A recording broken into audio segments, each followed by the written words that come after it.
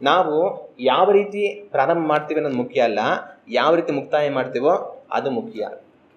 ನೀವು ಯಾವ ರೀತಿ ಪ್ರಾರಂಭ ಮಾಡಿದ್ರಿ ಅದು ಮುಖ್ಯ ಅಲ್ಲ, ನೀವು ಯಾವ ರೀತಿಯಾಗಿ ಮುಕ್ತಾಯ ಮಾಡ್ತೀರಾ ಅದೇ ಮುಖ್ಯ.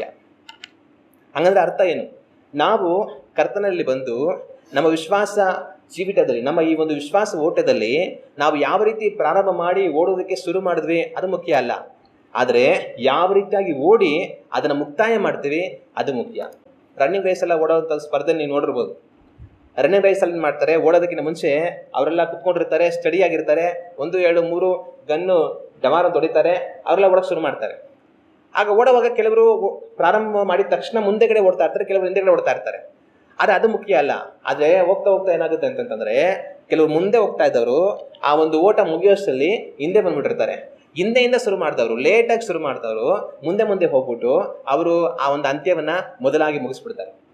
ಆಗ ಪ್ರಾರಂಭ ಯಾವ ರೀತಿ ಮಾಡಿದ್ವಿ ಅನ್ನೋದು ಮುಖ್ಯ ಅಲ್ಲ, ಆದರೆ ಅಂತ್ಯ ಯಾವ ರೀತಿ ಮಾಡ್ತೀವಿ ಅನ್ನೋದೇ ಬಹಳ ಮುಖ್ಯ.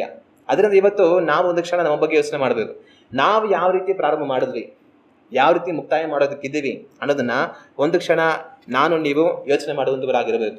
ನಾವು ಯೇಸು ಕ್ರಿಸ್ತನಲ್ಲಿ ವಿಶ್ವಾಸ ಇಟ್ಟು ಜೀವಿಸುವುದಕ್ಕೆ ನಮ್ಮನ್ನು ಒಪ್ಪಿಸಿಕೊಟ್ಟು ಕರ್ತನ ಬಳಿಗೆ ನಾವು ಬಂದ ಗಳಿಗೆಯಿಂದ ಒಂದು ಓಟವನ್ನು ನಾವೆಲ್ಲರೂ ಪ್ರಾರಂಭ ಮಾಡಿದ್ವಿ. ಆ ಓಟ ಯಾವುದು ಅಂತಂತಂದರೆ ಕರ್ತನ ಮೇಲಿನ ವಿಶ್ವಾಸದ ಓಟ. ನಾನು ನೀವು ಆ ವಿಶ್ವಾಸದ ಓಟದಲ್ಲಿ ನಾವು ಕರ್ತನ ಬಳಿಗೆ ಬಂದಂಥ ಮೊದಲನೇ ದಿವಸದಿಂದ ಓಡ್ತಾ ಇದ್ದೀವಿ.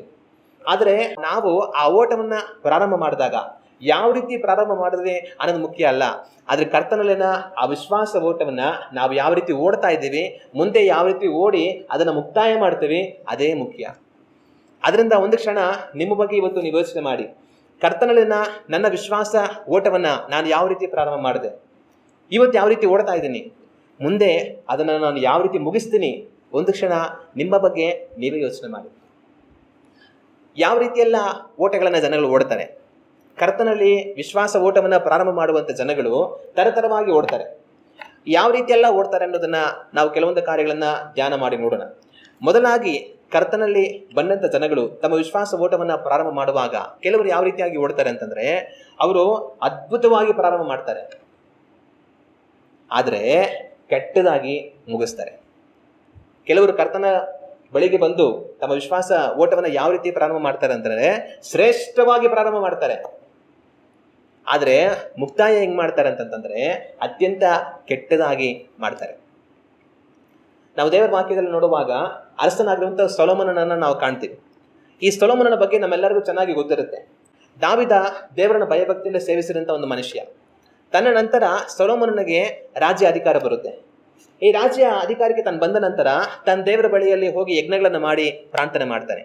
ಆಗ ದೇವರು ತನಗೆ ದರ್ಶನ ಕೊಟ್ಟು ಕನಸಿನಲ್ಲಿ ನಿನಗೆ ಏನು ಬರಬೇಕು ಕೇಳು ಅಂತ ಕೇಳ್ತಾರೆ.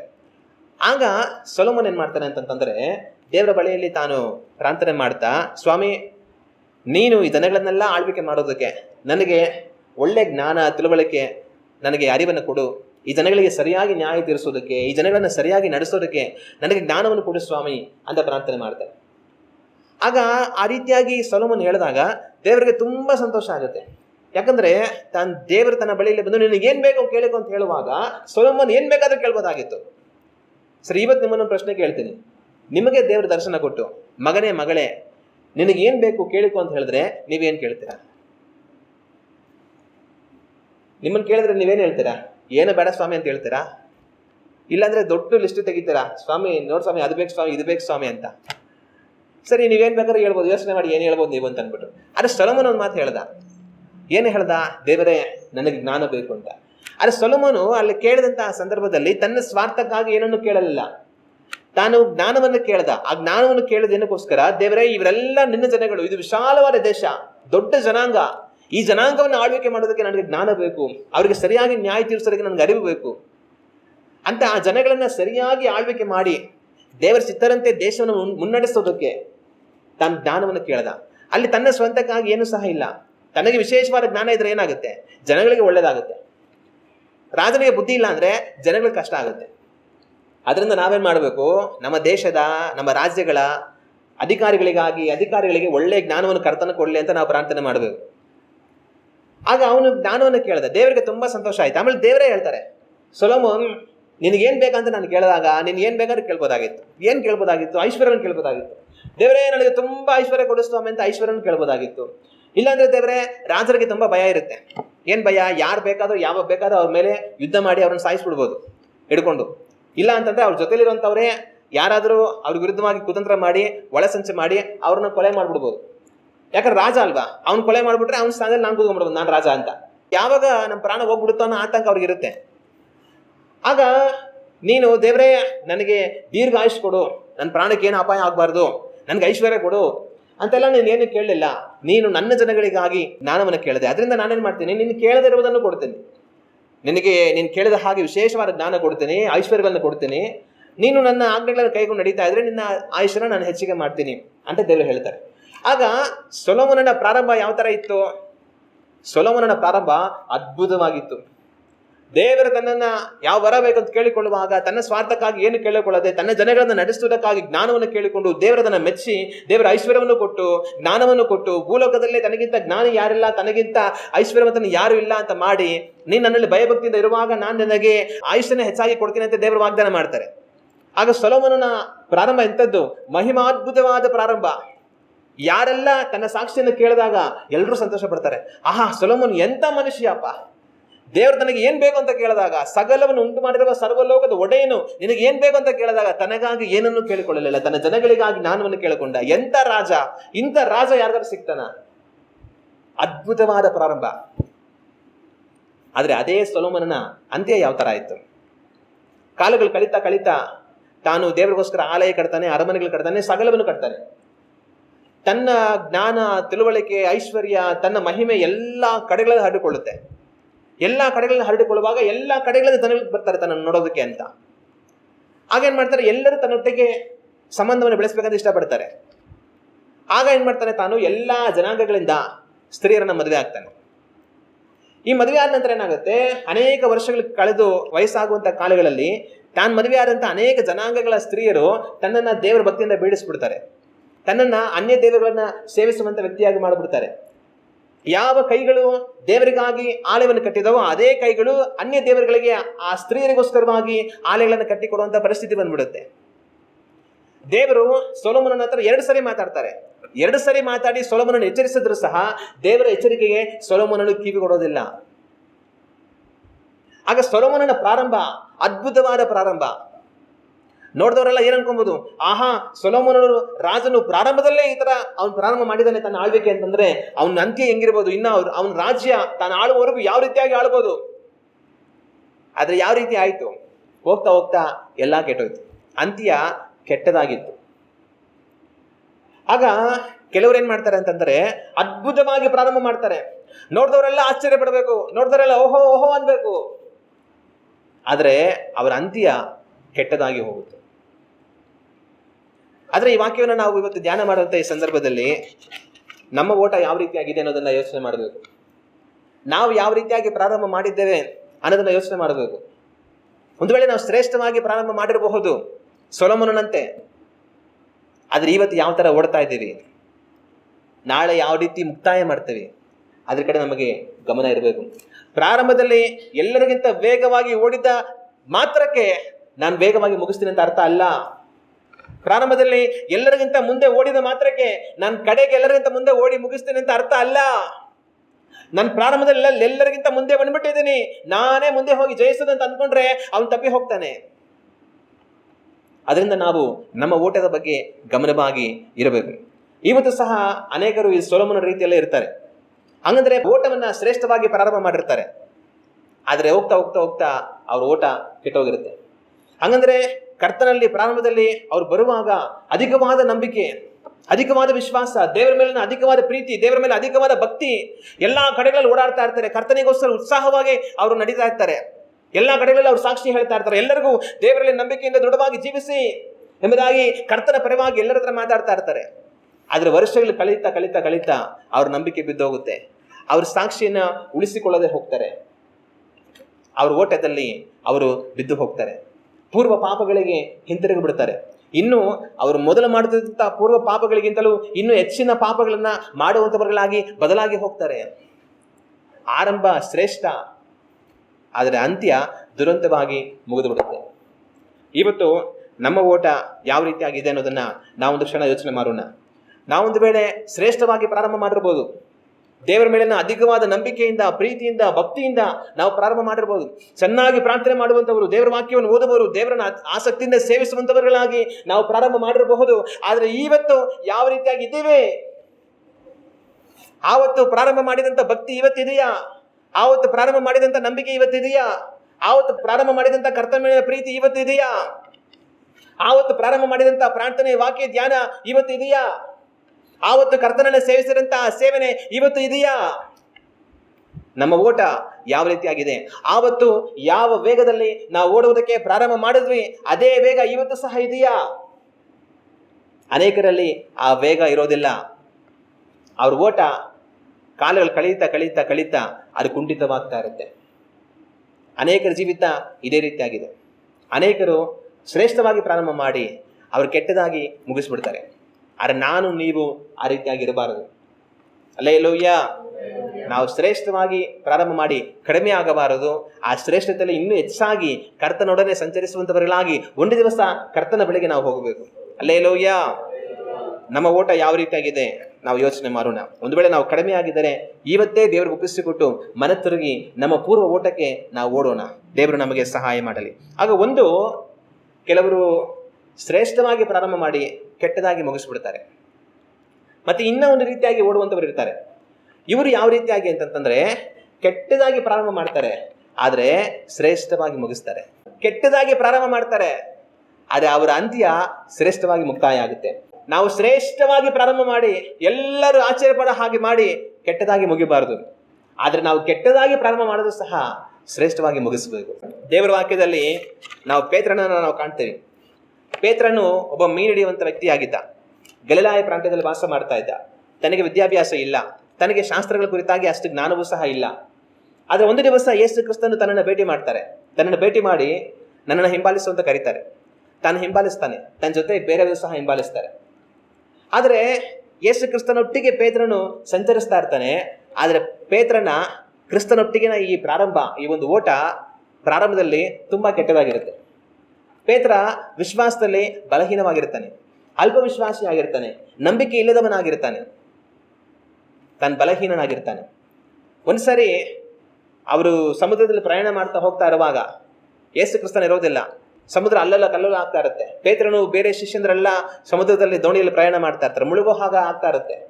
ಆ ಸಮಯದಲ್ಲಿ ಯೇಸು ಕ್ರಿಸ್ತನ ಏನ್ ಮಾಡ್ತಾರೆ, ನೀರಿನ ಮೇಲೆ ಅವ್ರು ನಡೆಯುತ್ತಾ ಬರ್ತಾರೆ. ಆ ನೀರಿನಲ್ಲಿ ಆ ರಾತ್ರಿಯ ಸಮಯದಲ್ಲಿ ಅವ್ರು ನಡೆಯುತ್ತಾ ಬರೋದನ್ನ ಇವ್ರು ಕಂಡು ಅಯ್ಯೋ ಭೂತ ಬಂತು ಅಂತ ಭಯವಾಗಿ ಹೋಗ್ತಾರೆ. ಆಗ ಯೇಸು ಕ್ರಿಸ್ತನ ಇಲ್ಲ, ನಾನೇ ಬಂದಿದ್ದು, ಸಮಾಧಾನವಾಗಿರಿ ಅಂತ ಹೇಳ್ತಾರೆ. ಪೇತ್ರ ಏನ್ ಮಾಡ್ತಾನೆ, ಸ್ವಾಮಿ ನೀನೇ ಆಗಿದ್ರೆ ನಾನು ಸಹ ನಿನ್ನ ತರ ನೀರಲ್ಲಿ ನಡೆಯೋದಕ್ಕೆ ಶಕ್ತಿ ಕೊಡು ಅಂತ ಕೇಳ್ಕೊಳ್ತಾನೆ. ಸರಿ ಬಾ ಅಂತ ಯೇಸು ಕ್ರಿಸ್ತನ ಹೇಳ್ತಾರೆ. ಪೇತ್ರ ದೋಣಿಯಿಂದ ಇಳಿದು ಏನ್ ಮಾಡ್ತಾನೆ, ಆ ನೀರಿನ ಮೇಲೆ ನಡೀತಾನೆ. ಆದ್ರೆ ಆ ಬಿರುಗಾಳಿಯನ್ನು ಅಲೆಗಳನ್ನು ಕಂಡು ಭಯಪಟ್ಟು ಅವನು ಕುಸಿಯೋ ಹಾಗೆ ಆಗ್ತಾನೆ. ಕೊನೆಗೆ ಯೇಸು ಕ್ರಿಸ್ತನ ಏನ್ ಮಾಡ್ತಾರೆ, ತನ್ನನ್ನು ಹಿಡಿದು ಮೇಲೆ ಕೆತ್ತಾರೆ. ಎತ್ಬಿಟ್ಟು ಯೇಸು ಕ್ರಿಸ್ತನ ಹೇಳುವಂತ ಮಾತೇನು, ಅಲ್ಪ ವಿಶ್ವಾಸಿ ಯಾಕೆ ಸಂದೇಹ ಪಟ್ಟಿ. ಆಗ ಪೇತ್ರನ ಪ್ರಾರಂಭ ಯಾವ ತರ ಇತ್ತು, ಅಲ್ಪ ವಿಶ್ವಾಸಿ, ಸಂದೇಹ ಪಡುವವನು, ನಂಬಿಕೆ ಇಲ್ಲದವನಾಗಿ ಪೇತ್ರ ಅಲ್ಲಿ ಕಂಡು ಬರ್ತಾನೆ.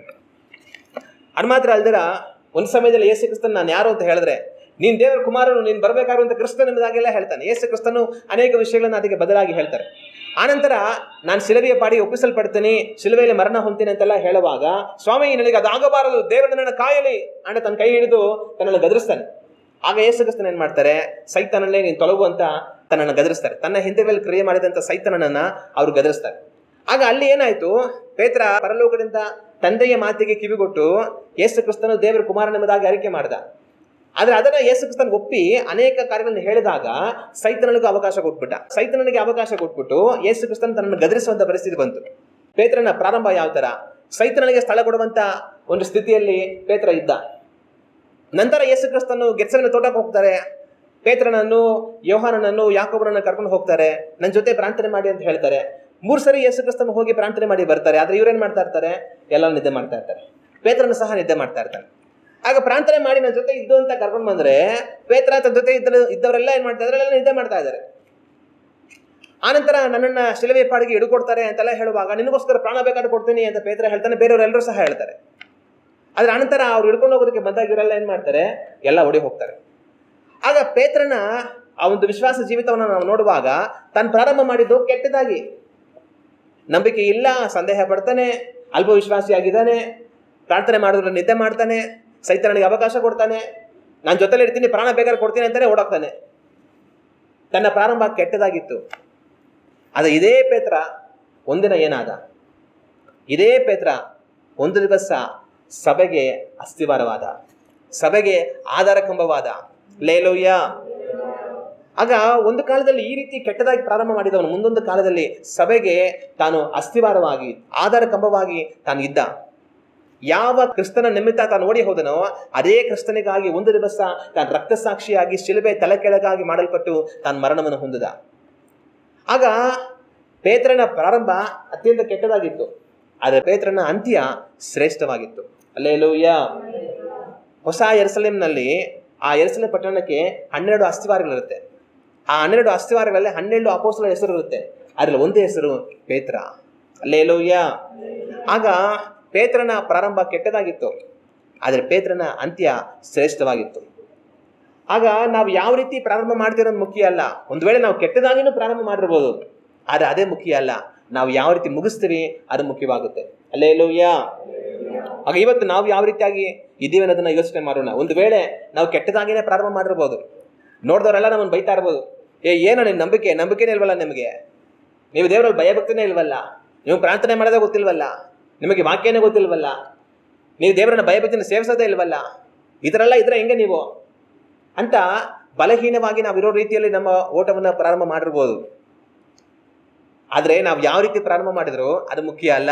ಇವತ್ತು ಯಾವ ರೀತಿ ಇದೀವಿ, ಮುಂದೆ ಯಾವ ರೀತಿ ನಾವು ಕೊನೆ ಮಾಡ್ತೀವಿ ಅನ್ನೋದೇ ಮುಖ್ಯ. ಹಲ್ಲೆಲೂಯ. ಅದರಿಂದ ನಾವು ನಮ್ಮ ಬಗ್ಗೆ ಒಂದು ಕ್ಷಣ ಯೋಚನೆ ಮಾಡಿ ನೋಡೋಣ. ಒಂದು ವೇಳೆ ನಾವು ಬಲಹೀನನಾಗಿ ಪ್ರಾರಂಭ ಮಾಡಿದರೆ ಅದನ್ನ ನೆನೆಸ್ಕೊಂಡು ಅನೇಕರು ಬಾಧೆ ಪಡ್ತಾರೆ. ಏನಂತ? ಅಯ್ಯೋ, ನಾನು ಪದೇ ಪದೇ ಪಾಪದಲ್ಲಿ ಬಿದ್ದೋಗ್ತೀನಿ, ಅಯ್ಯೋ ನನ್ನ ಗುಣಗಳನ್ನು ನಾನು ಸರಿ ಮಾಡ್ಕೊಳ್ಳೋಕ್ಕೆ ನನ್ನ ಕೈಯಲ್ಲಿ ಆಗ್ತಾ ಇಲ್ಲ, ಅಯ್ಯೋ ನನ್ನ ಭಯಭಕ್ತಿನ ದೇವರನ್ನ ಸೇವಿಸೋದಕ್ಕೆ ಆಗ್ತಾ ಇಲ್ಲ, 1-2 ದಿವಸ ನಂಬಿಕೆಯಿಂದ ಇರ್ತೀನಿ, ಆಮೇಲೆ ನನ್ನ ನಂಬಿಕೆನೇ ಇರೋದಿಲ್ಲ, 1-2 ದಿವಸ ನಾನು ಸಭೆಗೆ ಹೋಗ್ತೀನಿ, ಆಮೇಲೆ ನನಗೆ ಹೋಗೋದಕ್ಕೆ ಆಗೋದಿಲ್ಲ, ಅಯ್ಯೋ ನಾನು ಈ ಥರ ಇದ್ದೀನಿ ಅಂತ ಅಂದ್ಕೊಂಡು ಅನೇಕರು ಅಯ್ಯೋ ನಾನು ದೇವರಲ್ಲಿ ಶ್ರೇಷ್ಠವಾಗಿ ಓಡೋದಕ್ಕಾಗುತ್ತಾ, ನಾನು ನಿಜವಾಗ್ಲೂ ದೇವರಿಗೋಸ್ಕರ ನಿಂತ್ಕೊಳ್ಳೋಕ್ಕಾಗುತ್ತಾ, ನನ್ನ ಓಟವನ್ನು ನಾನು ನಂಬಿಕೆಸ್ಥನಾಗಿ ಮುಗಿಸೋದಕ್ಕಾಗುತ್ತಾ ಅಂತ ಅನೇಕರು ಅನ್ಕೊಳ್ತಾ ಇರ್ತಾರೆ. ಆದರೆ ಆ ಥರ ಬಾಧೆ ಪಡಬೇಕಾದ್ರೆ ಅಗತ್ಯ ಇಲ್ಲ. ಕರ್ತನಿಗೆ ನಮ್ಮನ್ನು ನಾವು ಪೂರ್ಣವಾಗಿ ಒಪ್ಪಿಸಿಕೊಡುವಾಗ ಆತನ ನಮ್ಮನ್ನು ಶಕ್ತಗೊಳಿಸುವನು. ಹಲ್ಲೆಲೂಯ. ಅದರಿಂದ ಇದುವರೆಗೂ ಯಾವ ರೀತಿ ನೀವು ನಡೆದು ಬಂದರೆ ಯೋಚನೆ ಮಾಡಬೇಡಿ. ಇದುವರೆಗೂ ಒಂದು ವೇಳೆ ಕೆಟ್ಟದಾಗಿ ನೀವು ಪ್ರಾರಂಭ ಮಾಡಿ ಬಂದಿದ್ರೂ ಸಹ ಯೋಚನೆ ಮಾಡಬೇಡಿ. ಇನ್ನು ಮುಂದೆ ಒಳ್ಳೆಯದಾಗಿ ನಡೆಸುವುದಕ್ಕೆ, ಮುಗಿಸುವುದಕ್ಕೆ ದೇವರ ಅವಕಾಶವನ್ನು ಕೊಡ್ತಾರೆ. ಹಲ್ಲೆಲೂಯ. ದೇವರು ಇದುವರೆಗೂ ನೀನು ಕೆಟ್ಟದಾಗಿ ಬಂದಿದ್ಯಾ, ಇನ್ನು ನನಗೆ ಬೇಕಾಗಿಲ್ಲ, ಹೋಗಂತ ಕಳಿಸ್ಬಿಡೋದಿಲ್ಲ. ಪೇತ್ರನನ್ನು ನೋಡಿ ಯೇಸು ಕ್ರಿಸ್ತನು ಹೇಳಿದಂಥ ಮಾತು, ನಾನು ನಿನಗೋಸ್ಕರವಾಗಿ ಪ್ರಾರ್ಥನೆ ಮಾಡಿದ್ದೇನೆ, ನೀನು ತಿರುಗಿಕೊಂಡ ಮೇಲೆ ನಿನ್ನ ಸಹೋದರನ ತಿರುಗಿಸು ಎಂಬುದಾಗಿ ಯೇಸು ಕ್ರಿಸ್ತನು ಹೇಳಿದ್ರು. ಅಂದರೆ ಪೇತ್ರನನ್ನ ನೀನು ಮಾಡೋದೆಲ್ಲ ಮಾಡಿದ್ದೀಯಾ, ನಿನ್ನಿಂದ ಪ್ರಯೋಜನ ಇಲ್ಲ, ಇನ್ನು ಹೋಗೋ ಅಂತ ಯೇಸು ಕ್ರಿಸ್ತನು ಹೇಳಲಿಲ್ಲ. ನಾನು ನಿನಗೋಸ್ಕರವಾಗಿ ಪ್ರಾರ್ಥನೆ ಮಾಡಿದ್ದೀನಿ, ನಿನ್ನನ್ನು ನನ್ನ ಪ್ರಾರ್ಥನೆ ಬಲಪಡಿಸುತ್ತೆ, ನೀನು ತಿರುಗಿಕೊಳ್ತೀಯಾ, ನೀನು ಬಿದ್ದು ಹೋಗ್ತೀಯಾ, ಆದರೆ ತಿರುಗಿಕೊಳ್ತೀಯಾ, ನೀನು ತಿರುಗಿಕೊಳ್ಳುವಾಗ ನಿನ್ನ ಸಹೋದರನನ್ನು ಬಲಪಡಿಸು ಅಂತ ಯೇಸು ಕ್ರಿಸ್ತನು ಹೇಳಿದಂಥ ಮಾತು. ಆಗ ಇದುವರೆಗೂ ನಾವು ಯಾವ ರೀತಿ ಬಂದ್ವಿ ಅದು ಮುಖ್ಯ ಅಲ್ಲ, ಇನ್ನು ಮುಂದೆ ಯಾವ ರೀತಿ ಹೋಗ್ತೀವಿ ಅದು ಮುಖ್ಯ. ಅದರಿಂದ ಇದುವರೆಗೂ ನಡೆದದನ್ನ ಮರೆತು ಹೋಗಿ ಇನ್ನು ಕರ್ತನಿಗಾಗಿ ನಾನು ಜೀವಿಸುತ್ತೇನೆ ಎಂಬುದಾಗಿ ನಮ್ಮನ್ನು ನಾವು ದೇವರಿಗೆ ಒಪ್ಪಿಸಿಕೊಟ್ಟು ನಡೆಯುವಂಥವர்களಾಗಿರಬೇಕು. ಹಲ್ಲೆಲೂಯ. ಅನೇಕರು ಕೆಟ್ಟದಾಗಿ ಪ್ರಾರಂಭ ಮಾಡ್ತಾರೆ, ಆದರೆ ಶ್ರೇಷ್ಠವಾಗಿ ಮುಗಿಸ್ತಾರೆ. ನಾನು ನೀವು ಕೆಟ್ಟದಾಗಿ ಪ್ರಾರಂಭ ಮಾಡಿರ್ಬೋದು, ನೋಡೋರೆಲ್ಲ ನಮ್ಮನ್ನು ಬೈಯೋ ಥರ ನಾವು ಪ್ರಾರಂಭ ಮಾಡಿರ್ಬೋದು, ನೀನೆಂಥ ವಿಶ್ವಾಸಿನೋ, ನೀನೆಂಥ ದೇವ್ರ ಮಗನೋ ಅನ್ನೋ ಥರ ನಾವು ಪ್ರಾರಂಭ ಮಾಡಿರ್ಬೋದು. ಆದರೆ ಅದು ಮುಖ್ಯ ಅಲ್ಲ. ನಾನು ಎಂಥ ದೇವ ಮಗನಾಗಿ ಜೀವಿಸಿ ಮುಗಿಸ್ತೀನಿ ಅದು ಮುಖ್ಯ. ಹಲ್ಲೆಲೂಯ. ನಾನು ಕೆಟ್ಟದಾಗಿ ಪ್ರಾರಂಭ ಮಾಡಿರ್ಬೋದು, ಶ್ರೇಷ್ಠವಾಗಿ ಮುಗಿಸ್ತೀನಿ. ಆ ರೀತಿಯಾಗಿ ನಮ್ಮನ್ನು ಒಪ್ಪಿಸಿಕೊಟ್ಟು ನಾವು ನಡೆಯುವಂಥವர்களಾಗಿ ಇರಬೇಕು. ಆಗ ಒಂದು ಶ್ರೇಷ್ಠವಾಗಿ ಪ್ರಾರಂಭ ಮಾಡಿ ಕೆಟ್ಟದಾಗಿ ಮುಗಿಸುವಂಥವ್ರು, ಕೆಟ್ಟದಾಗಿ ಪ್ರಾರಂಭ ಮಾಡಿ ಶ್ರೇಷ್ಠವಾಗಿ ಮುಗಿಸುವಂಥವ್ರು. ಇನ್ನೊಂದು ರೀತಿಯ ಜನಗಳು ಸಹ ಇದ್ದಾರೆ. ಇವರು ಯಾವ ರೀತಿ ಇರ್ತಾರೆ ಅಂತಂತಂದರೆ, ಕೆಟ್ಟದಾಗಿ ಪ್ರಾರಂಭ ಮಾಡ್ತಾರೆ, ಕೊನೆಗೆ ಕೆಟ್ಟದಾಗಿನೇ ಮುಗಿಸ್ತಾರೆ. ಕೆಟ್ಟದಾಗಿ ಪ್ರಾರಂಭ ಮಾಡಿ ಕೊನೆಗೆ ಕೆಟ್ಟದಾಗಿ ಮುಗಿಸ್ತಾರೆ. ಹಾಗಂದ್ರೆ ಇವರು ದೇವರ ಬಳಿಗೆ ಬಂದಾಗ ಅವ್ರ ಪೂರ್ವ ಪಾಪಗಳಲ್ಲಿ ಅವರು ಅದಕ್ಕಿಂತ ಮೊದಲು ಜೀವಿಸ್ತಾ ಇರ್ತಾರೆ. ಆದರೆ ಯೇಸು ಕ್ರಿಸ್ತನನ್ನ ತಿಳ್ಕೊಳ್ತಾರೆ, ಆತನಲ್ಲಿ ವಿಶ್ವಾಸ ಇಡಬೇಕಂತ ಬರ್ತಾರೆ, ದೇವ್ರಿಗೆ ಒಪ್ಪಿಸ್ಕೊಂಡು ಜೀವಿಸ್ತೀನಿ ಅಂತ ಜೀವಿಸ್ತಾರೆ. ಆದರೆ ಹಿಂಗೆ ಮಾಡಿದ್ರು ಸಹ ಅವರ ಪೂರ್ವ ಪಾಪಗಳಿಗೆ ಅವ್ರ ಮನೆ ತಿರುಗೋದಿಲ್ಲ, ಅವರ ಪೂರ್ವ ಗುಣ ಸ್ವಭಾವಗಳನ್ನ ಬದಲಾಯಿಸಿಕೊಳ್ಳೋದಿಲ್ಲ, ಅವರ ಪೂರ್ವ ಚಟಗಳನ್ನು ಅವ್ರು ಬಿಟ್ಟು ಬಿಡೋದಿಲ್ಲ.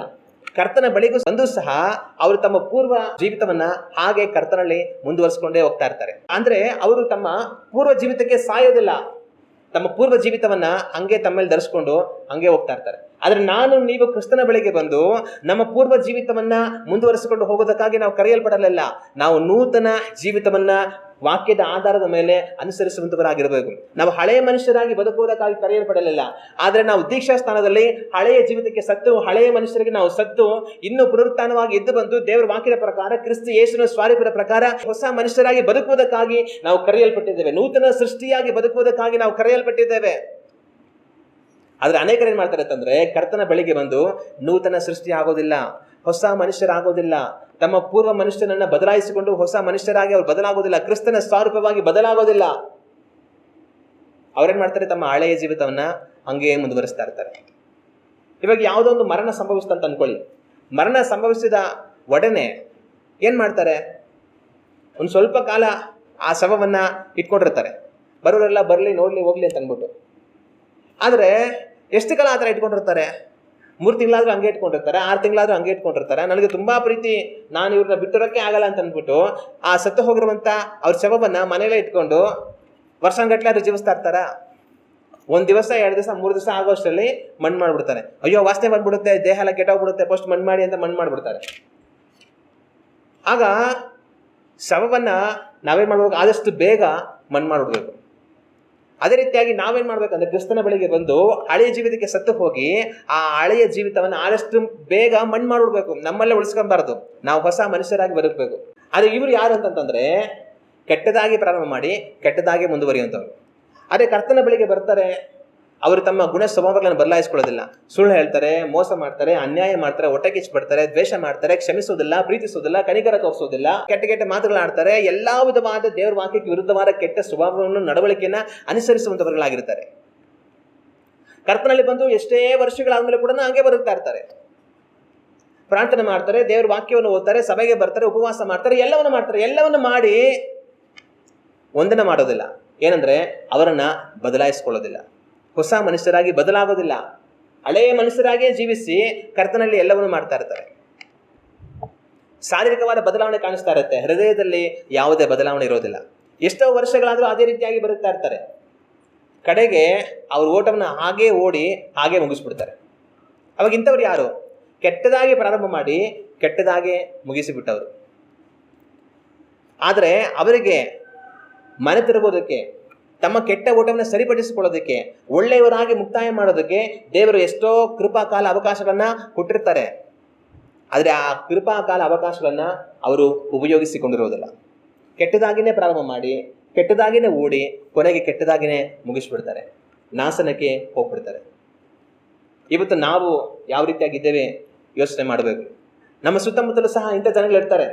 ದೇವರಲ್ಲಿ ವಿಶ್ವಾಸದಿಂದ ಇದ್ದೀನಿ, ದೇವರನ್ನ ಪ್ರೀತಿ ಮಾಡ್ತೀನಿ, ನಾನು ಸಭೆಗೆ ಹೋಗ್ತೀನಿ, ಪ್ರಾರ್ಥನೆ ಮಾಡ್ತೀನಿ, ನಾನು ದೇವರಲ್ಲಿ ನಂಬಿಕೆ ಉಳ್ಳವರಾಗಿ ಜೀವಿಸ್ತಾ ಇದ್ದೀನಿ ಅಂತ ಹೇಳ್ಕೊಂಡು ಸಹ ಅವ್ರ ಕೆಟ್ಟ ಸ್ವಭಾವ, ನಡವಳಿಕೆ, ಗುಣಗಳು, ಕ್ರಿಯೆಗಳಿಗೆ ಮನ ತಿರುಗದವರುಗಳಾಗಿ ಅವರ ಮುಖಾಂತರ ದೇವರ ನಾಮ ದೂಷಣೆಗೆ ಒಳಗಾಗುವ ರೀತಿಯಲ್ಲಿ ಬದುಕುವಂಥವರುಗಳು ನಮಗೆ ಎಲ್ಲೂ ಸಹ ಸಿಗೋದಕ್ಕೆ ಸಾಧ್ಯ. ಇಸ್ಕರಿಯೋತ ಯೂದ ಯೇಸು ಕ್ರಿಸ್ತನ ಜೊತೆಯಲ್ಲೇ ಇದ್ದ. ಆದ್ರೆ ಅವನು ದುಡ್ಡನ್ನ ಕದ್ದುಕೊಳ್ಳೋದ್ರಿಂದ, ಮೋಸವನ್ನು ಮಾಡೋದ್ರಿಂದ, ಕಳ್ಳತನವನ್ನು ಮಾಡೋದ್ರಿಂದ ಮನೆ ತಿರುಗಿಲ್ಲ. ಯೇಸು ಕ್ರಿಸ್ತನಿಗೆ ಬಂದಂತ ಕಾಣಿಕೆಯನ್ನೇ ಅವನು ಕರೀತಾ ಇದ್ದ. ಕಡೆಗೆ ಅದೇ ದುಡ್ಡಿನ ಆಸೆಯಿಂದ ಯೇಸು ಕ್ರಿಸ್ತನನ್ನೇ ಹಿಡಿದುಕೊಟ್ಟು ತೋರಿಸ್ಕೊಟ್ಟು ತಾನು ನಾಶವಾಗಿ ಹೋದ. ಈ ರೀತಿಯಾಗಿನೇ ಕರ್ತನಲ್ಲಿ ಇದ್ದುಕೊಂಡು ಮನೆ ತಿರುಗದೆ ಪಾಪದಲ್ಲೇ ಮುಂದುವರಿಯುವ ಜನಗಳಿರ್ತಾರೆ. ಕೆಟ್ಟದಾಗೆ ಪ್ರಾರಂಭ ಮಾಡಿ ಕೆಟ್ಟದಾಗೆ ಓಡಿ ಕೆಟ್ಟದಾಗೆ ಮುಗಿಸಿಬಿಡುವಂಥವರು, ನಾಶನದಿಂದ ಬಂದು ನಾಶನಕ್ಕೆ ಹೋಗಿ ಬಿಡುವಂಥವರು. ಆದರೆ ನಾನು ನೀವು ಆ ರೀತಿಯಾಗಿರಬಾರದು. ನಮ್ಮ ಸುತ್ತಮುತ್ತ ಆ ರೀತಿ ಜನಗಳು ಕಾಣಿಸ್ಬೋದು, ಆದರೆ ಆ ಜನಗಳನ್ನು ಕಂಡು ನಾವು ಅದರಂತೆ ಬದಲಾಗಬಾರದು. ಅನೇಕರು ಹೇಳ್ತಾ ಮಾಡ್ತಾರೆ, ಅವ್ರ ಸಭೆಗೆ ಬರ್ತಾರೆ, ಇವ್ರ ಸಭೆಗೆ ಬರ್ತಾರೆ, ಅವ್ರು ಹಂಗೆ ಮಾಡ್ತಾರೆ, ಇವ್ರು ಹಿಂಗೆ ಮಾಡ್ತಾರೆ, ಅವ್ರು ಆ ಥರ ಮಾಡ್ತಾರೆ, ಇವ್ರು ಈ ಥರ ಮಾಡ್ತಾರೆ, ದೇವ್ರ ನಂಬಿಯವರೆಲ್ಲ ಏನು ಮಾಡಿದ್ದಾರೆ, ದೇವ್ರ ನಂಬಿಯವರೆಲ್ಲ ಏನು ಬದಲಾಗಿದ್ದಾರೆ ಅಂತ ಅನ್ಕೊಂಡು ನಾನು ಬದಲಾಗಲ್ಲ ಅಂತ ಅನ್ಕೊಳ್ತಾರೆ. ಅದು ತುಂಬ ದೊಡ್ಡ ತಪ್ಪು ತೀರ್ಮಾನ. ಬೇರೆಯವರೆಲ್ಲ ಹೋಗಿ ಗುಂಡಿಗೆ ಬೀಳ್ತಾ ಇದ್ದಾರೆ, ಹಾಗಂತ ದೇವ್ರು ನನಗೆ ಆ ಗುಂಡಿಯಿಂದ ತಪ್ಪಿಸ್ಕೊಂಡು ಮೇಲಕ್ಕೆ ಬಾ ಅಂತ ಕರೆದಿದ್ದಾರೆ. ಆದರೆ ಎಲ್ಲರೂ ಹೋಗಿ ಗುಂಡಿಗೆ ಬೀಳ್ತಾ ಇದ್ದಾರೆ, ಸ್ವಾಮಿ ನಾನೇನು ಕಲ್ಗೆ ಬರ್ಬೇಕು, ನಾನು ಹೋಗಿ ಗುಂಡಿಗೆ ಬೀಳ್ತೀನಿ ಅಂತ ಬೀಳಕ್ಕಾಗುತ್ತಾ? ಎಲ್ಲರೂ ಗುಂಡಿಗೆ ಬೀಳ್ತಾ ಇರುವಾಗ ನನಗೆ ಮೇಲಕ್ಕೆ ಹೋಗೋದಕ್ಕೆ ದೇವ್ರು ದಾರಿ ತೋರಿಸಿದ್ರೆ ನಾನು ಮೇಲಕ್ಕೆ ಹೋಗುವಂತವನಾಗಿರಬೇಕು. ಅಲ್ಲೇಲೂಯ್ಯ. ಆಗ ಇನ್ನೊಬ್ರು ಪಾಪ ಮಾಡ್ತಾರೆ, ಇನ್ನೊಬ್ರು ಮನೆ ತಿರುಗಿಲ್ಲ, ಇನ್ನೊಬ್ರು ಒಳ್ಳೆಯವರಾಗಿಲ್ಲ ಅಂತ ಅಂದ್ಬಿಟ್ಟು ನಾವು ಅದರಂತೆ ಆಗ್ತೀವಿ ಅಂತ ಓಡುವಂತವರಾಗಿರಬಾರದು. ಯಾರು ಒಳ್ಳೆಯವರಾಗಿಲ್ಲ ಅಂದ್ರೂ ಕೂಡ ಒಳ್ಳೆಯವನಾಗಿ ನಾನು ಒಬ್ಬನಾದ್ರೂ ಇರ್ತೀನಿ ಅಂತ ನಾವು ಒಳ್ಳೆಯವರಾಗುವಂತವರಾಗಿರಬೇಕು. ಅಲ್ಲೇಲೂಯ್ಯ. ಕರ್ತನನ್ನು ಅನುಸರಿಸುವಂತವர்களಾಗಿ ನಾವಿರಬೇಕು. ಬೇರೆಯವರೆಲ್ಲ ಕೆಟ್ಟದಾಗೆ ಪ್ರಾರಂಭ ಮಾಡಿ ಕೆಟ್ಟದಾಗೆ ಓಡಿದ್ರು ಸಹ, ನಾನು ನೀವು ಕೆಟ್ಟದಾಗಿ ಪ್ರಾರಂಭ ಮಾಡಿದ್ರು ಸಹ ಒಳ್ಳೆಯವರಾಗಿ ಬದಲಾಗೋದಕ್ಕೆ ನಮ್ಮನ್ನು ನಾವು ಒಪ್ಪಿಸಿಕೊಡಬೇಕು. ಆ ರೀತಿಯಾಗಿ ನಾವು ಜೀವಿಸುವುದಕ್ಕೆ ನಮ್ಮನ್ನು ನಾವು ಒಪ್ಪಿಸಿಕೊಡೋಣ. ಆಗ ಮೂರನೆಯವರು ಎಂಥವ್ರು ಅಂತಂದರೆ, ಕೆಟ್ಟದಾಗಿನೇ ಪ್ರಾರಂಭ ಮಾಡಿ ಕೆಟ್ಟದಾಗಿನೇ ಮುಗಿಸಿ ಬಿಡುವಂಥವ್ರು. ನಾನು ನೀವು ಆ ರೀತಿಯಾಗಿ ಇರಬಾರ್ದು. ಒಂದು ವೇಳೆ ಒಳ್ಳೆಯವರಾಗಿ ಶುರು ಮಾಡಿ ಕೆಟ್ಟವರಾಗಿದ್ರು ತಿರ್ಗಾ ಒಳ್ಳೆಯವರಾಗಬೇಕು. ಕೆಟ್ಟವರಾಗಿ ನಾವು ಶುರು ಮಾಡಿದ್ರು ಒಳ್ಳೆಯವರಾಗ್ಬಿಡ್ಬೇಕು. ಆದರೆ ಯಾವುದೇ ಕಾರಣಕ್ಕೂ ಕೆಟ್ಟದರಲ್ಲೇ ನಾವು ಮುಂದುವರಿಯುವಂಥವர்களಾಗಿ ಇರಬಾರದು. ಆ ರೀತಿಯಾಗಿ ಜೀವಿಸೋದಕ್ಕೆ ನಮಗೆ ದೇವರು ಸಹಾಯ ಮಾಡಲಿ. ನಾವು ಗಮನವಾಗಿರೋಣ. ಮತ್ತು ಕಡೆಯದಾಗಿ ಇನ್ನೊಂದು ರೀತಿಯಾಗಿ ಓಡುವಂಥವ್ರು ಇರ್ತಾರೆ. ಒಂದು ಕೆಟ್ಟದಾಗಿ ಶ್ರೇಷ್ಠವಾಗಿ ಶುರು ಮಾಡಿ ಕೆಟ್ಟದಾಗಿ ಮುಗಿಸುವಂಥವ್ರು, ಕೆಟ್ಟದಾಗಿ ಶುರು ಮಾಡಿ ಶ್ರೇಷ್ಠವಾಗಿ ಮುಗಿಸುವಂಥವ್ರು. ಇನ್ನೊಂದು ಕೆಟ್ಟದಾಗಿ ಶುರು ಮಾಡಿ ಕೆಟ್ಟದಾಗಿ ಮುಗಿಸುವಂಥವ್ರು. ಇನ್ನೊಂದು ರೀತಿಯ ಜನ ಇರ್ತಾರೆ. ಇವ್ರು ಯಾರು ಅಂತಂತಂದ್ರೆ, ಶ್ರೇಷ್ಠವಾಗಿ ಪ್ರಾರಂಭ ಮಾಡಿ ಶ್ರೇಷ್ಠವಾಗಿನೇ ಮುಗಿಸುವಂಥವ್ರು. ಹಲ್ಲೆಲೂಯ. ಕಡೆಯ ರೀತಿಯ ಜನ ಯಾರು ಅಂತಂತಂದ್ರೆ, ಶ್ರೇಷ್ಠವಾಗಿ ತಮ್ಮ ಊಟವನ್ನು ಪ್ರಾರಂಭ ಮಾಡಿ ಶ್ರೇಷ್ಠವಾಗಿನೇ ಮುಗಿಸುವಂಥವರು. ಹಲ್ಲೆಲೂಯ. ನಾನು ನೀವು ಆ ರೀತಿಯಾಗಿ ಇರುವಂಥವர்களಾಗಿ ಇರಬೇಕು. ದೇವರ ವಾಕ್ಯದಲ್ಲಿ ಅಪೊಸ್ತಲನಾಗಿರುವಂಥ ಪೌಲನನ್ನ ನಾವು ಕಾಣ್ತೇವೆ. ಈ ಅಪೊಸ್ತಲನಾಗಿರುವಂಥ ಪೌಲನು ಬೆನ್ಯಾಮಿನ್ ಕುಲದವನು, ಒಬ್ಬ ಫರಿಸಾಯನು. ತಾನು ಮೋಶೆ ಧರ್ಮಶಾಸ್ತ್ರವನ್ನು ತುಂಬ ಕಠಿಣವಾಗಿ ಪಾಲನೆ ಮಾಡುವಂಥವನು, ಶಾಸ್ತ್ರಗಳನ್ನೆಲ್ಲ ಚೆನ್ನಾಗಿ ಅರಿತಿರುವಂಥ ಒಳ್ಳೆಯ ವಿದ್ಯಾವಂತ ಪೌಲು. ಆದರೆ ಈತನು ಯೇಸು ಕ್ರಿಸ್ತನಲ್ಲಿ ವಿಶ್ವಾಸ ಇಡಲಿಲ್ಲ. ಅಂದರೆ ಯೇಸು ದೇವರ ಕುಮಾರನು, ಮೆಸ್ಸಿಯನು ಎಂಬುದಾಗಿ ತಾನು ನಂಬಲಿಲ್ಲ. ತಾನೇನು ಮಾಡಿದ, ಕ್ರೈಸ್ತರೊಟ್ಟಿಗೆ ವಾದ ವಿವಾದ ಮಾಡ್ತಾ ಇದ್ದ. ನೀವು ಹೇಳುವಂಥ ಯೇಸು ಕ್ರಿಸ್ತನಲ್ಲ, ಈತನ ಮೆಸ್ಸಿಯನಲ್ಲ ಅಂತ ವಾದ ವಿವಾದ ಮಾಡ್ತಾ ಇದ್ದ. ಅವ್ರು ಹಿಡ್ಕೊಂಡು ಹೊಡಿತಾ ಇದ್ದ, ಅವ್ರನ್ನ ಕರ್ಕೊಂಡು ಹೋಗಿ ಜೈಲಿಗೆ ಹಾಕ್ತಾ ಇದ್ದ, ಅವ್ರನ್ನ ಕೊಲೆ ಮಾಡ್ತಾ ಇದ್ದ, ಎಲ್ಲ ಮಾಡ್ತಾ ಇದ್ದ. ಅವನ ಒಂದು ಅಭಿಮಾನ ಏನಂತಂದ್ರೆ, ಇವರು ತಪ್ಪಾಗಿರುವಂಥ ವ್ಯಕ್ತಿಯನ್ನ ಕ್ರಿಸ್ತನಾಗಿ ಮಾಡ್ಬಿಟ್ಟಿದ್ದಾರೆ. ಯೇಸು ದೇವರ ಕುಮಾರನಲ್ಲ, ತನ್ನ ಕ್ರಿಸ್ತನಲ್ಲ, ಮೆಸ್ಸಿಯನಲ್ಲ. ಇವರು ತಪ್ಪಾಗಿ ಒಂದು ವ್ಯಕ್ತಿಯನ್ನ ಮೆಸ್ಸಿಯ ಮಾಡ್ಬಿಟ್ಟಿದ್ದಾರೆ, ಮೆಸ್ಸಿಯನ್ ಮುಂದೆ ಬರ್ತಾರೆ ಅಂತ ತಪ್ಪಾದ ಅಭಿಪ್ರಾಯದಲ್ಲಿದ್ದ. ಅದಕ್ಕೋಸ್ಕರವಾಗಿ ಅವನು ವೈರಾಗ್ಯವಾಗಿ ಜನಗಳೊಟ್ಟಿಗೆ ಹೋರಾಡ್ತಾ ಇದ್ದ. ಹೀಗಿರುವಾಗ ದಮಸ್ಕದಲ್ಲಿರುವಂಥ ಜನಗಳನ್ನ ಸಂಹರಿಸಬೇಕು, ಅವರನ್ನು ಸೆರೆಗೆ ಹಾಕಬೇಕಂತ ಹೇಳಿ ದಮಸ್ಕಕ್ಕೆ ಹೋಗ್ತಾ ಇರುವಾಗ ಯೇಸು ಕ್ರಿಸ್ತನು ದಾರಿಯಲ್ಲಿ ತನಗೆ ಪ್ರತ್ಯಕ್ಷವಾಗ್ತಾರೆ. ಆದರೆ ಆ ದಾರಿಯಲ್ಲಿ ಯೇಸು ಕ್ರಿಸ್ತನನ್ನ ಪೌಲನು ಕಂಡ ನಂತರ ತನ್ನ ಕಣ್ಣುಗಳು ತೆರೆಯಲ್ಪಡುತ್ತೆ. ತನಗೆ ಸತ್ಯ ಅರ್ಥ ಆಗುತ್ತೆ. ನಾನು ಯಾವ ಯೇಸುವನ್ನ ಕ್ರಿಸ್ತನಲ್ಲ, ತಾನು ಮೆಸ್ಸಿಯನಲ್ಲ, ದೇವರ ಕುಮಾರನಲ್ಲ, ತಾನು ಲೋಕದ ರಕ್ಷಕನಲ್ಲ ಅಂತ ಹೇಳ್ತಾ ಇದ್ನೋ, ಅದೇ ಯೇಸುವೆ ಮೆಸ್ಸಿಯನು, ದೇವರ ಕುಮಾರನು, ದೇವರು ವಾಗ್ದಾನ ಮಾಡಿದ ಆತನು ಅಂತ ಸತ್ಯವನ್ನ ತಾನು ತಿಳಿದುಕೊಳ್ತಾನೆ. ಆ ಸತ್ಯವನ್ನು ತಿಳಿದುಕೊಂಡಂತ ಆ ಗಳಿಗೆಯಿಂದ ಯೇಸು ಕ್ರಿಸ್ತನಲ್ಲಿ ವಿಶ್ವಾಸ ಇಟ್ಟು ಜೀವಿಸೋದಕ್ಕೆ ತಾನು ಪ್ರಾರಂಭ ಮಾಡ್ತಾನೆ. ಯೇಸು ಕ್ರಿಸ್ತನ ಕುರಿತಾಗಿ ಇನ್ನೂ ಚೆನ್ನಾಗಿ ಬೇರೆ ಬೇರೆ ಸೇವಕರಿಂದ ತಾನು ತಿಳಿದುಕೊಳ್ತಾನೆ. ತನ್ನ ಆರಂಭ ಶ್ರೇಷ್ಠವಾದ ಆರಂಭ. ತನ್ನ ಆರಂಭ ಯಾವ ಥರ ಆಯಿತು? ತನ್ನ ಆರಂಭ ಯೇಸು ಕ್ರಿಸ್ತನೇ ತನಗೆ ಪ್ರತ್ಯಕ್ಷವಾಗಿ ದರ್ಶನ ಕೊಟ್ಟು ತನ್ನೊಟ್ಟಿಗೆ ಮಾತನಾಡಿ ತನ್ನನ್ನು ತನ್ನ ಕಡೆಗೆ ತಿರುಗಿಸಿಕೊಂಡರು. ಅದ್ಭುತವಾದ ಆರಂಭ. ಆದರೆ ತನ್ನ ಓಟ ಯಾವ ರೀತಿ ಇತ್ತು? ತನ್ನ ಓಟ ಅದ್ಭುತವಾಗಿಯೇ ಸಾಕ್ತು.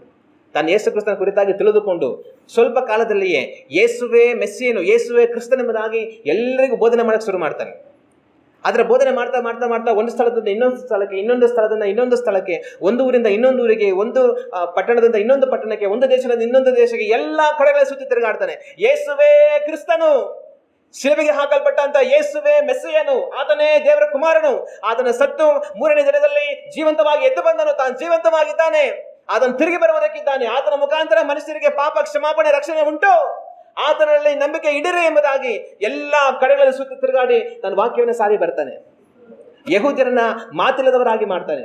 ಅನ್ಯ ಜನಗಳನ್ನ ದೇವರ ಕಡೆಗೆ ತಿರುಗಿಸ್ತಾನೆ. ಸಭೆಗಳನ್ನು ಕಟ್ತಾನೆ, ಸೇವಕರನ್ನು ಎದುರಿಸ್ತಾನೆ. ಎಲ್ಲಾ ಕಡೆಗಳಲ್ಲಿ ದೇವರಿಗಾಗಿ ಏರಳುವಾರು ಜನಗಳನ್ನು ಸಂಪಾದನೆ ಮಾಡ್ತಾನೆ.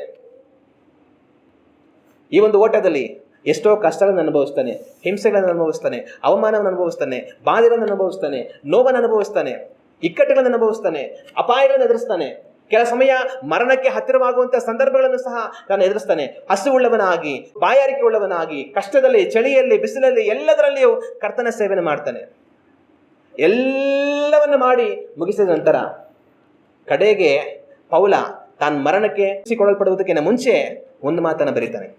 ಆ ಮಾತು ಯಾವುದು ಅಂತಂತಂದ್ರೆ, ತಿಮೋಥನಿಗೆ ಬರೆದಂಥ 2ನೇ ಪತ್ರಿಕೆ 4ನೇ ಅಧ್ಯಾಯ 7ನೇ ವಾಕ್ಯ. ಶ್ರೇಷ್ಠ ಹೋರಾಟವನ್ನು ಮಾಡಿದ್ದೇನೆ, ನನ್ನ ಓಟವನ್ನು ಕಡೆಗಾಣಿಸಿದ್ದೇನೆ, ಕ್ರಿಸ್ತ ನಂಬಿಕೆಯನ್ನು ಕಾಪಾಡಿಕೊಂಡಿದ್ದೇನೆ. ಹಲ್ಲೆಲೂಯ. ಪೌಲನು ಈ 2ನೇ ತಿಮೋಥಿ ಪತ್ರಿಕೆಯನ್ನು ಬರೆಯುವಷ್ಟರಲ್ಲಿ ತಾನು ಸೆರೆಯಲ್ಲಿರ್ತಾನೆ, ಜೈಲಲ್ಲಿರ್ತಾನೆ. ಈ ಪತ್ರಿಕೆಯನ್ನು ಬರೆಯುವಷ್ಟರಲ್ಲಿ ಇನ್ನೂ ತನ್ನ ಮರಣದ ಕಾಲಗಳು ತುಂಬ ಹತ್ತಿರವಾಗಿ ಹೋಗಿರುತ್ತೆ. ತಾನು ಇನ್ನು ಮರಣ ಹೊಂದುವಂಥದ್ದು ನನಗೆ ನಿಶ್ಚಯ ಅನ್ನೋದು ಪೌಲಿಗೆ ಗೊತ್ತಾಗ್ಬಿಟ್ಟಿರುತ್ತೆ. ನನ್ನ ಸಮಯ ಬಂತು, ನಾನಿನ್ನು ತುಂಬ ದಿನ ಇರೋದಿಲ್ಲ ಅನ್ನೋದು ಪೌಲನಿಗೆ ಗೊತ್ತಾಗ್ಬಿಟ್ಟಿರುತ್ತೆ. ಈ ಪತ್ರಿಕೆಯನ್ನು ಬರೆದಂಥ ಕೆಲ ಕಾಲಗಳಲ್ಲಿ ಪೌಲನನ್ನ ಮರಣಕ್ಕೆ ಒಪ್ಪಿಸ್ತಾರೆ. ಅದು ಪೌಲನಿಗೆ ಗೊತ್ತಿರುತ್ತೆ. ಆದರೆ ಅಂಥ ಗಳಿಗೆಯಲ್ಲಿ ತನ್ನ ಮುಂದೆ ಇನ್ನು ಮರಣ ಇದೆ, ಇನ್ನು ಕೆಲವೇ ಕಾಲದಲ್ಲಿ ನಾನು ಮರಣಕ್ಕೆ ಒಪ್ಪಿಸಿಕೊಡಲ್ಪಡ್ತೀನಿ ಅಂತ ತನಗೆ ಗೊತ್ತಿರುವಾಗ ತಿಮೋಥನಿಗೆ ತಾನು ಬರೆಯುತ್ತಾ ಹೇಳುವಂಥ ಒಂದು ಮಾತೇನಂತಂದ್ರೆ, ಅದಕ್ಕಿಂತ ಮುಂಚೆ 6ನೇ ವಾಕ್ಯವನ್ನು ನಾವು ಓದೋಣ, ಆಗ ನಮ್ಗೆ ಅದು ಗೊತ್ತಾಗುತ್ತೆ ಚೆನ್ನಾಗಿ. 6ನೇ ವಾಕ್ಯದಲ್ಲಿ, ಯಾಕೆಂದರೆ ನಾನಂತೂ ಈಗಾಗಲೇ ಪಾನ ದ್ರವ್ಯವಾಗಿ ಅರ್ಪಿತನಾಗುತ್ತಾ ಇದ್ದೇನೆ.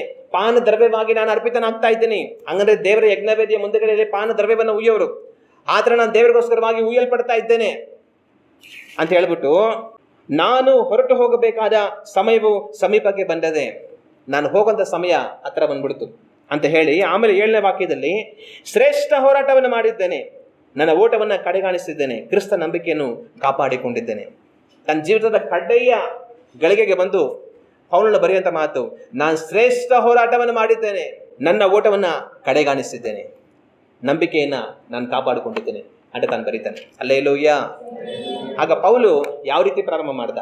ಪೌಲು ಅದ್ಭುತವಾಗಿ ಪ್ರಾರಂಭ ಮಾಡ್ದ. ಯೇಸು ಕ್ರಿಸ್ತನನ್ನು ಪ್ರತ್ಯಕ್ಷವಾಗಿ ಕಂಡು ಆತನಲ್ಲಿ ವಿಶ್ವಾಸ ಇಟ್ಟು ತನ್ನ ನಂಬಿಕೆಯನ್ನು ಪ್ರಾರಂಭ ಮಾಡ್ದ. ಕಡೆಯ ಓಟ ಮುಗಿಯುವವರೆಗೂ ಸಹ ತನ್ನ ಓಟವನ್ನು ತಾನು ಶ್ರೇಷ್ಠವಾಗಿಯೇ ಓಡಿ ಮುಗಿಸ್ತಾ. ಅದನ್ನು ತಾನೇ ಬರೀತಾನೆ, ನಾನು ಶ್ರೇಷ್ಠ ಹೋರಾಟವನ್ನು ಮಾಡಿದ್ದೇನೆ ಎಂಬುದಾಗಿ. ಹಲ್ಲೆಲೂಯ. ಆಗ ಕ್ರಿಸ್ತ ನಂಬಿಕೆಯಲ್ಲಿ ಕೆಲವರು ಅದ್ಭುತವಾಗಿ ಪ್ರಾರಂಭ ಮಾಡ್ತಾರೆ, ಕೆಟ್ಟದಾಗಿ ಮುಗಿಸ್ತಾರೆ. ಕೆಲವರು ಕೆಟ್ಟದಾಗಿ ಪ್ರಾರಂಭ ಮಾಡ್ತಾರೆ, ಅದ್ಭುತವಾಗಿ ಮುಗಿಸ್ತಾರೆ. ಕೆಲವರು ಕೆಟ್ಟದಾಗಿ ಪ್ರಾರಂಭ ಮಾಡಿ ಕೆಟ್ಟದಾಗಿನೇ ಮುಗಿಸ್ತಾರೆ. ಕೆಲವರು ಅದ್ಭುತವಾಗಿ ಪ್ರಾರಂಭ ಮಾಡಿ ಅದ್ಭುತವಾಗಿನೇ ಮುಗಿಸ್ತಾರೆ. ಹಲ್ಲೆಲೂಯ. ನನ್ನ ನಿಮ್ಮ ಓಟ ಯಾವ ರೀತಿಯಾಗಿದೆ ಇವತ್ತು ನಾವು ಯೋಚನೆ ಮಾಡೋಣ. ನಮ್ಮ ಪ್ರಾರಂಭ ಯಾವ ರೀತಿ ಇತ್ತು ಅನ್ನೋದು ಮುಖ್ಯ ಅಲ್ಲ, ನಮ್ಮ ಅಂತ್ಯ ಯಾವ ರೀತಿ ಇರುತ್ತೆ ಅದೇ ಮುಖ್ಯ. ಒಂದು ವೇಳೆ ನಾವು ಕೆಟ್ಟದಾಗೇನೆ ಪ್ರಾರಂಭ ಮಾಡಿರ್ಬೋದು, ಅದು ಮುಖ್ಯ ಅಲ್ಲ. ಆದರೆ ಅಂತ್ಯ ಶ್ರೇಷ್ಠವಾಗಿ ಮುಗಿಸ್ಬೇಕು, ಅದೇ ಮುಖ್ಯ ಆಗುತ್ತೆ. ಒಂದು ವೇಳೆ ನಾವು ಅದ್ಭುತವಾಗಿ ಪ್ರಾರಂಭ ಮಾಡಿರ್ಬೋದು, ಆದರೆ ಅದು ಮುಖ್ಯ ಅಲ್ಲ. ಅದ್ಭುತವಾಗಿ ಪ್ರಾರಂಭ ಮಾಡಿಬಿಟ್ಟಿದ್ದೀರಾ ಅನ್ನೋದಕ್ಕೆ ಕಡೆಯಲ್ಲಿ ಜಯ ಸಿಗೋದಿಲ್ಲ. ಆದರೆ ಅದ್ಭುತವಾಗಿ ಪ್ರಾರಂಭ ಮಾಡಿ ಕೆಟ್ಟದಾಗಿ ಮುಗಿಸಿದ್ರೆ ಪ್ರಯೋಜನ ಇಲ್ಲ. ಅದರಿಂದ ಅದ್ಭುತವಾಗಿ ಪ್ರಾರಂಭ ಮಾಡಿಬಿಟ್ಟಿದ್ದು ಪ್ರಯೋಜನ ಅಲ್ಲ, ಅಂತ್ಯ ಕೆಟ್ಟದಾಗಿ ಮುಗಿಸಿದ್ರೆ ಅದಕ್ಕೆ ಮುಖ್ಯತ್ವ ಕೊಡೋದು. ನೀನು ಸೋತು ಹೋದವನಂತಾನೆ ಹೆಸರು ಬರೋದು. ಕೆಟ್ಟದಾಗಿ ಪ್ರಾರಂಭ ಮಾಡಿ ಕೆಟ್ಟದಾಗಿ ಹೋಗುವಂಥವರು ನಾಶನಕ್ಕೆ ಅವರು ಹೊರಟು ಹೋಗ್ತಾರೆ. ಕೆಲವರು ಶ್ರೇಷ್ಠವಾಗಿ ಪ್ರಾರಂಭ ಮಾಡಿ ಶ್ರೇಷ್ಠವಾಗಿ ಮುಗಿಸ್ತಾರೆ. ಈ 4ರಲ್ಲಿ ಇವತ್ತು ನಾವು ಎಲ್ಲಿದ್ದೀವಿ ಯೋಚನೆ ಮಾಡಿ, ನೀವು ಎಲ್ಲಿದ್ದೀರಾ ಯೋಚನೆ ಮಾಡಿ. ನಿಮ್ಮ ಪ್ರಾರಂಭ ಯಾವ ಥರ ಇತ್ತು, ಇವತ್ತು ಅದು ಎಲ್ಲಿವರೆಗೂ ಬಂದಿದೆ, ಮುಂದೆ ಯಾವ ರೀತಿ ಹೋಗೋ ಥರ ಇದೆ ಯೋಚನೆ ಮಾಡಿ.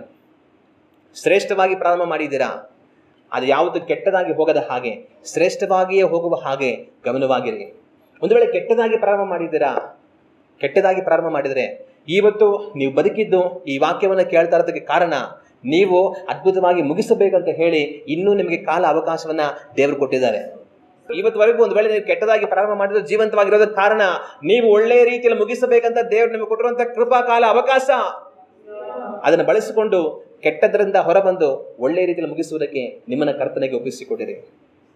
ಒಂದು ವೇಳೆ ಶ್ರೇಷ್ಠವಾಗಿ ಪ್ರಾರಂಭ ಮಾಡಿದರೆ, ಇದುವರೆಗೂ ಶ್ರೇಷ್ಠವಾಗಿ ನಡೆದು ಬಂದಿದ್ರೆ ಕಡೆಯವರೆಗೂ ಅದು ಶ್ರೇಷ್ಠವಾಗಿ ಹೋಗುವ ಹಾಗೆ ಗಮನವಾಗಿರಿ. ಕರ್ತನು ನಮಗೆ ಸಹಾಯ ಮಾಡಲಿ. ನಾವೆಲ್ಲ ಎದ್ದು ನಿಂತು ಕಣ್ಣುಗಳನ್ನು ಮುಚ್ಚಿ ಪ್ರಾರ್ಥನೆ ಮಾಡೋಣ. ನಮ್ಮ ಪ್ರಾರಂಭ ಯಾವ ರೀತಿ ಆಯಿತು ಮುಖ್ಯವಲ್ಲ, ನಮ್ಮ ಅಂತ್ಯವು ಯಾವ ರೀತಿ ಆಗುತ್ತದೆ ಅದೇ ಮುಖ್ಯ. ನಾನು ಓಟದಲ್ಲಿ ಎಲ್ಲರಿಗಿಂತ ಎಷ್ಟು ವೇಗವಾಗಿ ಓಡಿ ಪ್ರಾರಂಭಿಸಿದೆ ಅನ್ನೋದು ಮುಖ್ಯವಲ್ಲ, ಎಲ್ಲರಿಗಿಂತ ಎಷ್ಟು ವೇಗವಾಗಿ ಮುಂದೆ ಹೋಗಿ ಮುಗಿಸುತ್ತೇನೆ ಓಟವನ್ನು ಅದೇ ಮುಖ್ಯ. ಇವತ್ತು ನಮ್ಮ ಓಟ ಎಲ್ಲಿದೆ, ನಮ್ಮ ಓಟ ಯಾವ ರೀತಿ ಪ್ರಾರಂಭವಾಯಿತು, ಇಲ್ಲಿಯವರೆಗೂ ಓಟವನ್ನು ಯಾವ ರೀತಿ ಓಡಿದ್ದೇವೆ, ಮುಂದೆ ಯಾವ ರೀತಿ ಓಡುವಂಥ ಸೂಚನೆ ಇದೆ ಯೋಚಿಸೋಣ. ಶ್ರೇಷ್ಠವಾಗಿ ಪ್ರಾರಂಭ ಮಾಡಿದ್ದೇವಾ, ಆದರೆ ಇವತ್ತು ಅದು ಶ್ರೇಷ್ಠವಾಗಿ ಓಡುತ್ತಾ ಇದೆಯಾ ಅಥವಾ ಕೆಟ್ಟದಾಗಿ ಓಡುತ್ತಾ ಇದೆಯಾ ಯೋಚಿಸೋಣ. ಶ್ರೇಷ್ಠವಾಗಿ ಓಡುತ್ತಿದ್ದರೆ ದೇವರಿಗೆ ಸ್ತೋತ್ರ. ಕಡೆಯವರೆಗೂ ಶ್ರೇಷ್ಠವಾಗಿ ಓಡುವುದಕ್ಕೆ ನಮ್ಮನ್ನು ಒಪ್ಪಿಸಿಕೊಡೋಣ. ಆದರೆ ಶ್ರೇಷ್ಠವಾಗಿ ಪ್ರಾರಂಭವಾಗಿ ಹಿಂದಿಗೆ ಕೆಟ್ಟು ಹೋಗಿದ್ದರೆ ಕಾಲ ಇಂದಿಗೂ ಮಿಂಚಲಿಲ್ಲ. ದೇವರು ಇನ್ನೂ ನಮಗೆ ಕೃಪಾ ಕಾಲ ಅವಕಾಶವನ್ನು ಕೊಟ್ಟಿದ್ದಾರೆ. ಅದನ್ನು ಉಪಯೋಗಿಸಿಕೊಂಡು ದೇವರಿಗೆ ತಿರುಗಿ ನಮ್ಮನ್ನು ಒಪ್ಪಿಸಿಕೊಟ್ಟು ದೇವರು ಕೊಡುವಂಥ ಬಲದೊಟ್ಟಿಗೆ ಓಡೋಣ, ಶ್ರೇಷ್ಠವಾಗಿ ನಾವು ಮುಗಿಸೋಣ. ಕರ್ತನು ನಮಗೆ ಸಹಾಯವನ್ನು ಮಾಡಲಿ. ನಮ್ಮನ್ನು ಬಹಳವಾಗಿ ಪ್ರೀತಿಸುವ ಪರಲೋಕದ ನಮ್ಮ ತಂದೆಯೇ, ನಮಗೆ ನೀವು ಅನುಗ್ರಹಿಸಿರುವಂಥ ಈ ಬೆಳಗಿನ ಆರಾಧನೆಯ ಸಮಯಕ್ಕಾಗಿ ಸ್ತೋತ್ರ. ಈ ಸಮಯದಲ್ಲಿ ತಂದೆ ನಿಮ್ಮ ವಾಕ್ಯವನ್ನು ನಾವು ಧ್ಯಾನ ಮಾಡಿದ್ದೇವಲ್ಲ, ಪ್ರಾರಂಭ ಮುಖ್ಯವಲ್ಲ, ಅಂತ್ಯವೇ ಮುಖ್ಯ. ತಂದೆಯೇ, ನಾವು ಯಾವ ರೀತಿಯಾಗಿ ಬೇಕಾದರೂ ಪ್ರಾರಂಭ ಮಾಡಿರಬಹುದು, ಆದರೆ ಅದು ಮುಖ್ಯವಲ್ಲ, ಯಾವ ರೀತಿ ಮುಗಿಸುತ್ತೇವೆ ಅದೇ ಮುಖ್ಯ. ಸ್ವಾಮಿ, ಒಂದು ವೇಳೆ ನಾವು ಅದ್ಭುತವಾಗಿ ಪ್ರಾರಂಭ ಮಾಡಿದ್ದರೆ ನಿಮಗೆ ಸ್ತೋತ್ರ. ತಂದೆಯೇ, ಅದ್ಭುತವಾಗಿಯೇ ನಾವು ಮುಗಿಸುವಂತೆ ನಮಗೆ ಸಹಾಯ ಮಾಡಿರಿ. ಒಂದು ವೇಳೆ ನಾವು ಕೆಟ್ಟದಾಗಿ ಪ್ರಾರಂಭ ಮಾಡಿದರೂ ಸಹ ನಾವು ಮನ ತಿರುಗಿ ಅದ್ಭುತವಾಗಿ ಮುಗಿಸುವುದಕ್ಕೆ ನಮಗೆ ಸಹಾಯ ಮಾಡಿರಿ. ಒಂದು ವೇಳೆ ಕೆಟ್ಟದಾಗಿ ನಾವು ಪ್ರಾರಂಭ ಮಾಡಿ ಇಂದಿಗೂ ಕೆಟ್ಟದಾಗಿ ನಾವು ನಡೆಯುತ್ತಿದ್ದರೆ ಇನ್ನೂ ತಂದೆ ನಮಗೆ ಅವಕಾಶವನ್ನು ಕೊಡುತ್ತಿರುವಿರಿ. ಮಗನೇ ಮಗಳೇ, ಮನ ತಿರುಗು, ನಿನ್ನ ಕೆಟ್ಟತನದಿಂದ ಹೊರಬಾ, ಶ್ರೇಷ್ಠವಾದ ಓಟವನ್ನು ಓಡೆಂಬುದಾಗಿ ಇನ್ನೂ ಸಹ ನಮಗೆ ನೀವು ಕೃಪಾ ಅವಕಾಶವನ್ನು ಕೊಟ್ಟಿರುವಿರಿ. ಅದನ್ನು ಬಳಸಿಕೊಂಡು ಹಿಂದೆ ನಾವು ಮನ ತಿರುಗಿ ಶ್ರೇಷ್ಠವಾದ ಓಟವನ್ನು ಓಡಲು ನಮ್ಮನ್ನು ಅರ್ಪಿಸಿಕೊಳ್ಳುವಂತೆ ಸಹಾಯವನ್ನು ಮಾಡಿರಿ. ತಂದೆಯೇ, ನಾವು ಶ್ರೇಷ್ಠವಾಗಿ ಪ್ರಾರಂಭ ಮಾಡಿ ಈವರೆಗೂ ಶ್ರೇಷ್ಠವಾಗಿ ಬಂದಿದ್ದರೆ ನಿಮಗೆ ಸ್ತೋತ್ರ. ಕಡ್ಡೆಯವರೆಗೂ ನಮ್ಮ ಆ ಶ್ರೇಷ್ಠ ಓಟವನ್ನು ಓಡುವಂತೆ ನಮಗೆ ಸಹಾಯವನ್ನು ಮಾಡಿರಿ. ಹೇಗೂ ತಂದೆಯೇ, ನಾವು ಹೇಗಾದರೂ ಪ್ರಾರಂಭ ಮಾಡಿರಬಹುದು, ಆದರೆ ಅಂತ್ಯ ಶ್ರೇಷ್ಠವಾಗಿಯೇ ಮುಗಿಯಬೇಕು. ಕರ್ತನೆ, ನಾವು ಶ್ರೇಷ್ಠವಾಗಿಯೇ ಓಡಿ ಮುಗಿಸುವಂತೆ ನಮ್ಮೆಲ್ಲರಿಗೂ ಸಹಾಯವನ್ನು ಮಾಡಿರಿ ಎಂಬುದಾಗಿ ಪ್ರಾರ್ಥಿಸುತ್ತೇವೆ. ನಿಮ್ಮ ಕೃಪೆಯು ನಮ್ಮೆಲ್ಲರ ಸಂಗಡ ಇರಲಿ. ನಿಮ್ಮ ಬಲವುಳ್ಳ ಹಸ್ತಕ್ಕೆ ನಮ್ಮನ್ನು ಒಪ್ಪಿಸಿಕೊಟ್ಟು ನಮ್ಮ ರಕ್ಷಕನಾದ ಯೇಸು ಕ್ರಿಸ್ತನ ನಾಮದಲ್ಲಿ ಬೇಡುತ್ತಿದ್ದೇವೆ, ಪರಲೋಕದ ನಮ್ಮ ತಂದೆಯೇ. ಆಮೇನ್, ಆಮೇನ್.